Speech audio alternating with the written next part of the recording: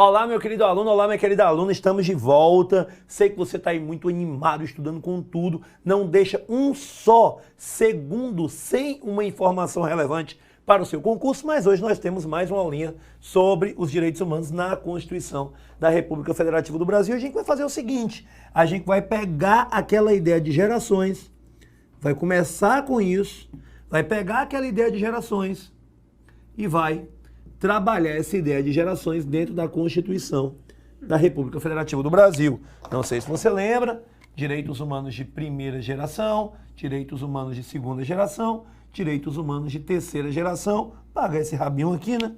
Já deu, nosso colchete já serviu. E a gente trabalha o quê? Trabalha o quê? Trabalha o quê? A gente trabalha agora onde eu tenho essas gerações como exemplo. Nilton, por favor, me dá só uma luz aí para que eu possa entender. Primeira, são direitos de liberdade, são direitos civis políticos, né? Direitos civis e políticos, certo? Direitos negativos, direitos que nós chamamos de direitos formais ou clássicos, né? Segunda geração, nós temos os direitos de igualdade, são direitos que nós chamamos de sociais, econômicos, culturais, também conhecidos como direitos reais ou concretos, direitos positivos, e aqui nós temos os de fraternidade, também são positivos, mas atendem uma coletividade, certo? E esses aqui estão muito mais, né, hoje na nossa Constituição Federal, escondidinhos, mas a gente vai achar, até porque quem inaugura essa terceira geração é a própria Constituição da República Federativa do Brasil, do ano de quê, Nilton? Do ano de 1988. Nilton, vamos aqui. Os direitos de liberdade, dentro do histórico do direito constitucional, eles são inaugurados com a primeira Constituição que nós temos no Brasil, a Constituição de 1824, fruto da dissolução da Assembleia Constitucional, né, de 1823, da Assembleia Nacional Constituinte de 1823, dando origem à nossa primeira Constituição, que é uma Constituição outorgada durante o governo imperial com Dom Pedro I. Nilton, esse direito de liberdade a gente vai encontrar onde, por exemplo? Por exemplo, certo? A minha intenção, claro, nem se eu fosse aqui ministrar para vocês um curso de Direito Constitucional, conseguiria lhe dar todos os exemplos de direitos de liberdade do texto constitucional aqui em apenas 30 minutos. Então, por exemplo, eu tenho esses direitos de liberdade lá no artigo 5º. Aí eu vou ter algumas liberdades como, por exemplo, certo? Como, por exemplo, a liberdade de locomoção. Detalhe, é só um exemplo. A liberdade de locomoção. Artigo 5º, inciso 15. Aí eu vou pegar e vou lhe dar o seguinte. Eu vou lhe dar o artigo 5º, inciso 68. Artigo 5º, inciso 68. Olha aí, Diegão, o que é que tem no artigo 5º, inciso 68. Bem aqui você vai ter a liberdade de locomoção e bem aqui você vai ter o habeas corpus. Então eu vou ter aqui no artigo 5º, inciso 15, um direito, uma norma declaratória.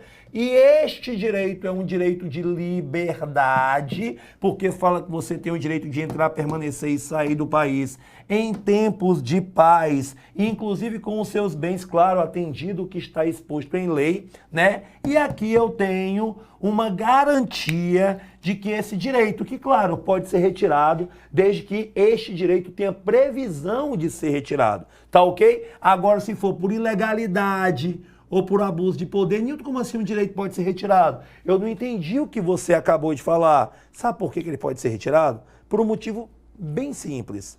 Esse direito aí, ele não é absoluto. Porque, via de regra, os direitos humanos, e trazem essas características para os direitos fundamentais, não são absolutos. Então, se você comete um crime e a pena, ela vai ser uma pena de privação de liberdade, você vai perder a sua liberdade de locomoção.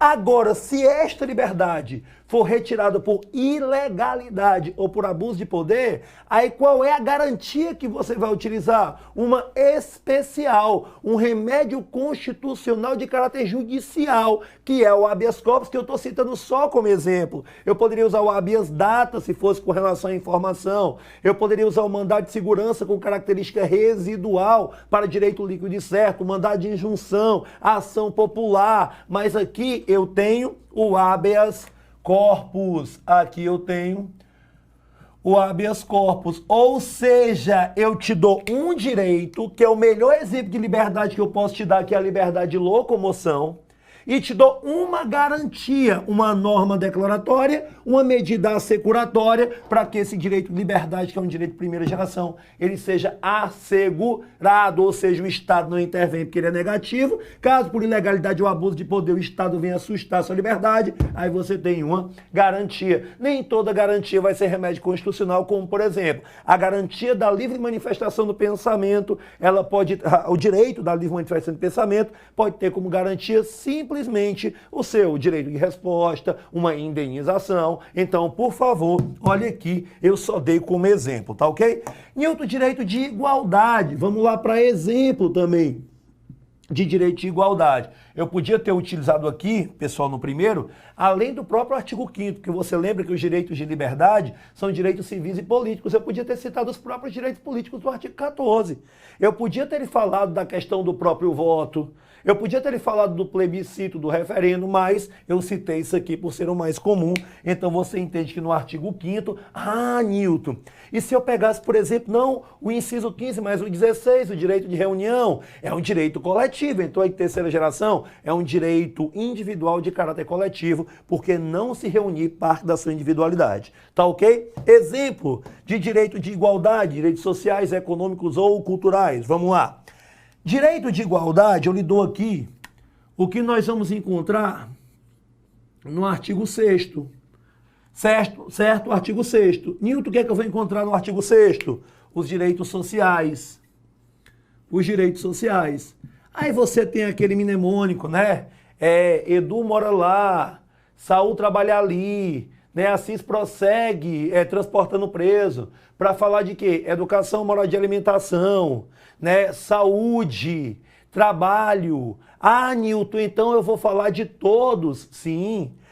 Newton, pera ainda, vou falar de lazer, assistência aos desamparados, vou falar de proteção à maternidade e à infância, eu vou falar de segurança, eu vou falar de previdência social. Exatamente. E você vai ver que, dentre outras coisas, como nós queremos ajustar desigualdades, e essas desigualdades podem ser provocadas por aquilo que, com o passar do tempo, nós venhamos a conhecer, mas não conhecemos ainda hoje, porque uma das características que os direitos fundamentais trazem dos direitos humanos é a historicidade. Então, com o passar do tempo, eu vou notando que esses direitos que me são conquistados são frutos de um grande, de um longo, de um duro processo histórico. Então, lá no futuro, pode ser que eu tenha fatores geradores de desigualdade que eu não conheço hoje.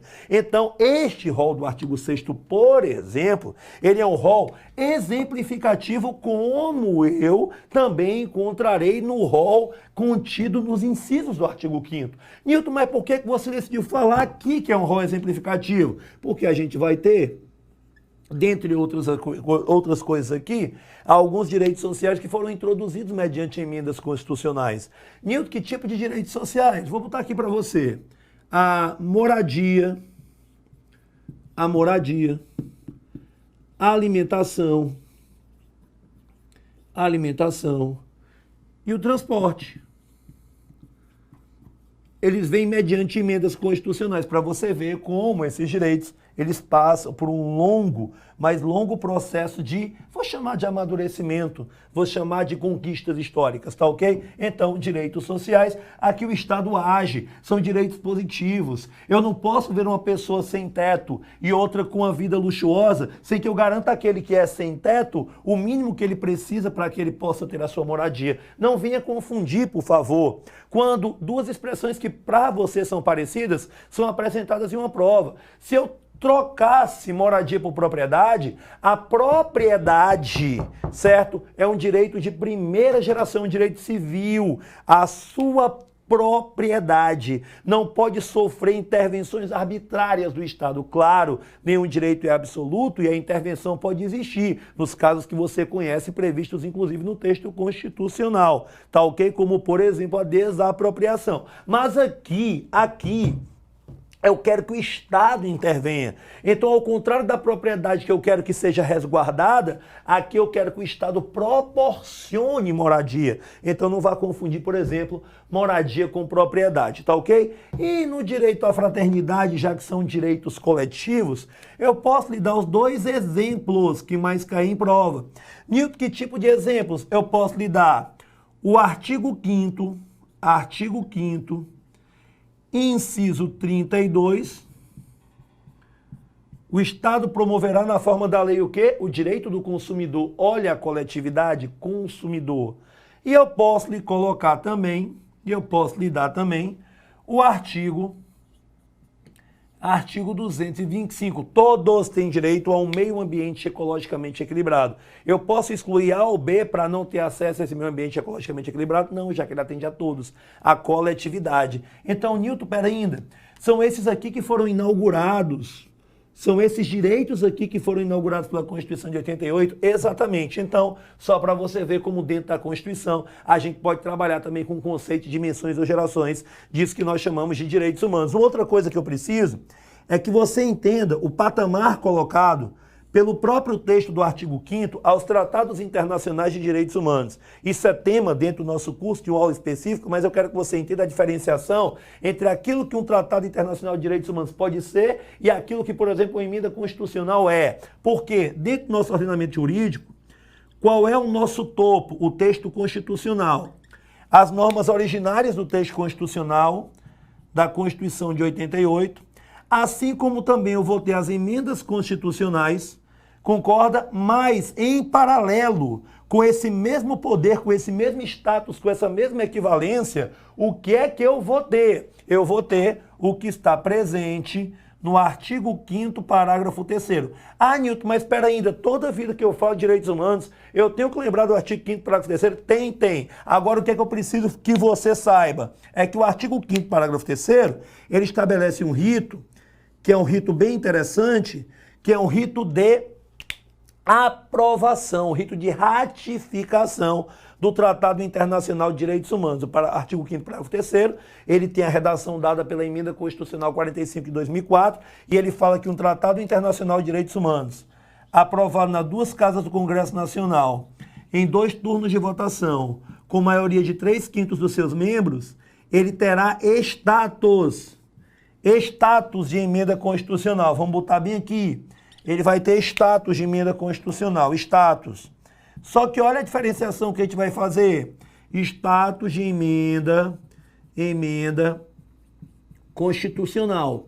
Então você não erra mais, meu querido. Você não vai errar mais. Por quê? Primeiro, isso aqui é uma fase de ratificação. A celebração, via de regra, é feita pelo presidente da República, envia ao Senado Federal. O Senado, ele vai, através de um decreto legislativo, aprovar, ratificar esse tratado, enviado para o presidente da República, que o publica na forma de decreto presidencial. Tá ok? Então, status de emenda constitucional é diferente de emenda constitucional. Nilton, como assim? Porque, pelo que eu estou vendo, a aprovação se dá da mesma forma. Pois é, meu querido, pelo que você está vendo, sim. Mas vamos para cá? Diego, dá para cá, né? Para escrever aqui. Vim aqui. Poder Constituinte. Já deve ter estudado isso. No Constitucional, Poder Constituinte. Beleza? O Poder Constituinte, ele pode ser dividido em Poder Constituinte originário e poder constituinte derivado. Aí no poder constituinte derivado, eu vou ter o quê? O derivado decorrente, eu vou ter o derivado revisor e eu vou ter o derivado reformador. Qual é o que eu vou usar como exemplo aqui para poder elucidar a dúvida que porventura você tenha? O derivado reformador. Aí você que já estudou poder constituinte deve saber, natureza pré-jurídica, caráter ilimitado. Aqui não, eu vou ter algumas limitações, não é? O poder constituinte reformador, ele vai ter quais limitações? As limitações de caráter material, vou botar aqui logo, material, de caráter circunstancial, e as limitações de caráter formal. Newton, que é uma limitação de caráter formal. Por exemplo, a propositura. Quem é que pode propor uma emenda constitucional? Um terço dos membros da Câmara ou do Senado, o presidente da República ou mais da metade das Assembleias Legislativas, manifestando-se por maioria relativa. Então, eu tenho que ter esta formalidade. Eu não posso, Newton, quero aqui propor uma emenda à Constituição. Não, não, não, não. Eu tenho que respeitar essa formalidade. O quórum, é aí que vem a confusão. Por quê? Porque é aí que vem a similitude. O quórum para aprovação, 2 casas, 2 turnos, 3/5, como, por exemplo, o que é colocado lá no artigo 5º, parágrafo 3º. Mas você notou uma diferença básica? Que diferença é essa? Esse aqui, ele brota de um documento oriundo do direito público internacional, um tratado, uma convenção, um pacto. Esse aqui brota do poder constituinte, que tem a capacidade de modificar o texto originário da Constituição da República Federativa do Brasil. Já temos uma diferença. Então, de onde brota, já difere o que é emenda oriunda do poder constituinte derivado reformador do que é status de emenda constitucional, haja vista que nós temos aqui esse status oriundo daquilo que brota do direito público internacional. Tá ok? Perfeito. Nilton, só para completar, quais são as limitações circunstanciais de estado de sítio, estado de defesa e intervenção federal? E quais são as limitações materiais, aquilo que nós chamamos de cláusulas pétreas no artigo 60, parágrafo 4º, quase que ia saindo. Agora, já que a gente falou de limitação material, outra coisa importante sobre a proteção do que nós chamamos de direitos humanos incorporados ao ordenamento dentro da nossa Constituição. Está justamente para cá, Diego. Está justamente no artigo 60. A gente tem o artigo 60 como o artigo das emendas constitucionais. Se pega o parágrafo 4º, nós temos aquilo que dentro da Constituição Federal é mais protegido. É tanto que o Alexandre de Moraes chama a nossa Constituição de super rígida por conta das cláusulas pétreas. Você concorda comigo? Alguns até dizem que essas cláusulas pétreas dentro do nosso ordenamento são a prova viva da vedação ao retrocesso e que essas cláusulas pétreas poderiam até limitar o poder constituinte originário. Para você ter noção, existem doutrinadores que chegam a falar isso, mas o artigo 60, parágrafo 4º, ele vai encontrar o quê? Ele vai dizer que não é objeto da liberação, medida tendente a abolir. Isso é uma coisa que você tem que ter muito cuidado, porque eu falo de abolir, eu falo de fazer desaparecer, porém eu posso modificar. Nilton, mas por que você está me falando isso? Porque o que é que eu tenho dentro das cláusulas pétreas? Eu tenho a forma federativa de Estado, eu tenho o voto, que é direto, secreto, universal e periódico. Eu tenho os direitos e garantias, cuidado, ó, individuais, perfeito? Nilton, tem mais uma coisinha bem aqui, uma coisinha que também está ligada a essa proteção que você tem frente ao Estado, é a separação de poderes, separação dos poderes. Nilton, então, pera ainda. Pelo que eu estou entendendo aqui, eu estou defendendo principalmente parte do que é a emanação dos meus direitos políticos, parte dos meus direitos de liberdade e parte das limitações do poder estatal. Então, as cláusulas pétreas são ávidas defensoras daquilo que nós chamamos de conquistas dos direitos fundamentais dentro do nosso texto constitucional. Nilton, cara, eu não acredito. Eu não sabia que era assim. Eu pensei que a Constituição de 88 ela fosse assim, a fodona, dentro do sistema normativo, o que é que ela é? É o topo. Abaixo, o que é que eu vou ter? Basta olhar no artigo 59. Eu vou ter lei ordinária, lei complementar, eu vou ter lei delegada, medida provisória, decreto legislativo, resolução, os atos normativos primários. Tá ok? Então, ela é fodona. Porém, dentro do direito público internacional, eu tenho muitas vezes os países fazendo parte de determinados acordos, pactos, convenções, tratados em si e se comprometendo a cumprir com as regras, objetivos, pontos propostos por esses acordos. Claro, um país ele só é levado a isso caso ele se impulsione, caso ele sinta esta vontade e necessidade e no campo geopolítico se integre bem com os outros que daquele tratado farão parte. Por quê, Nilton? Se for uma coação, Se for através de uma ameaça, então será nulo os efeitos da participação daquele país no pacto, tratado ou convenção. Nilton, pera ainda. Esses tratados aqui, eles sempre vêm para confirmar o que nós temos? Não. Esses tratados aqui, pelo contrário, eles podem, às vezes, até se chocar com o que nós já temos, como o exemplo mais comum da prisão civil por dívida. Então eu posso ter um tratado que ele pegue o texto constitucional, ele é até anterior ao texto constitucional, e o norteie e o inspire, ou eu posso ter um tratado que, posterior ao texto constitucional, venha amplificar os direitos, venha amplificar as garantias, e eu posso ter um tratado que venha a se chocar e ele suscite uma interpretação, diz que pode ser, para muitos, uma possível colisão, mas sempre, né? Você tem aí as regrinhas para que isso não se torne uma colisão definitivamente falando. Inclusive, Nilton, eu tenho uma norma interna. Eu tenho um tratado internacional que emana do direito público internacional. O que prevalece, de acordo com o entendimento do STF, a gente vai ter a norma mais benéfica. Por quê? Porque eu tenho que proteger a pessoa. Ah, Nilton, essa pessoa ela tem que ser somente física? Não. Eu vou ter, inclusive, pessoas jurídicas, titulares de direitos fundamentais do próprio Estado. Ah, Nilton, mas via de regra é para amparar o quê? A pessoa física, o ser humano. Os direitos fundamentais ampliam, mas via de regra o ser humano. Ah, Nilton, então vamos ver como é que isso pode ser cobrado na forma de questão. Vem aí comigo. Com relação aos tratados internacionais, olha, eles aparecem muito em questões de direitos humanos. Vem para cá. Eu tenho feito um apanhado de questões de direitos humanos para trabalhar qualquer edital. E eu tenho feito uma pesquisa assídua, uma pesquisa árdua a respeito de questões de direitos humanos. E eu vou lhe dizer uma coisa. De cada 10 questões que eu pesquiso, pelo menos uma fala da incorporação dos tratados. Então, coloquei aqui como forma de reforçar o seu conhecimento no tema. Vamos lá. Item A. No direito internacional público, a coação de um Estado pela ameaça ao emprego da força pode dar causa à nulidade absoluta de um tratado internacional correto, de acordo com a Convenção de Viena, do qual o Brasil é signatário. Detalhe, estou falando de força, obrigando através de um tratado um Estado que é dotado de soberania a fazer o que ele não quer, só podia dar em quê? Nulidade de caráter absoluto. B. Para que tenham validade no âmbito do direito internacional, os tratados internacionais devem, olha o que é que lasca tudo, sempre aprovados pela Organização das Nações Unidas. Mentira, não deve ser sempre não. Tem algumas instituições de caráter regional, certo? Que podem aprovar também tratados que versam sobre direitos humanos, tá ok? Item C.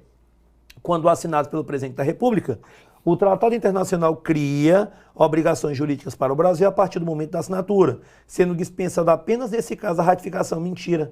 A ratificação se dá pelo Congresso Nacional, de acordo com o artigo 49 da Constituição. D.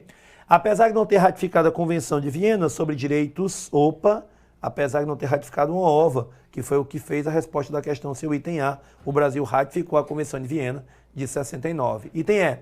A entrada em vigor de um tratado internacional com mais de duas partes apenas se dá a partir do momento que todas as partes tenham concluído o processo. Mentira. Se eu tenho 5 partes e no corpo do tratado eu digo que é a partir da terceira, então eu já vou ter a validade desse tratado com a terceira parte aí fazendo simplesmente a ratificação. Portanto, resposta correta, o item A.